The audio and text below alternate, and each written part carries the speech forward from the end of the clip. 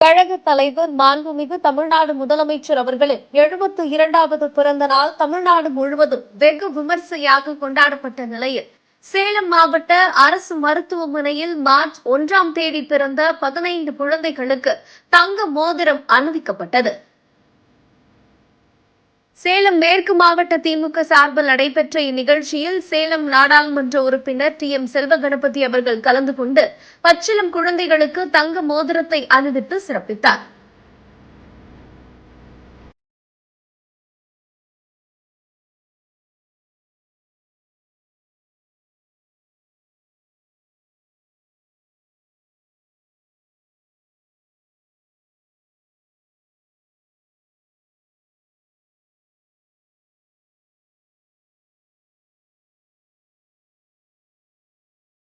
மேலும் தாய்மார்களுக்கு apple, Horlicks போன்ற ஊட்டச்சத்து பொருட்களையும் வழங்கி சிறப்பித்தார்.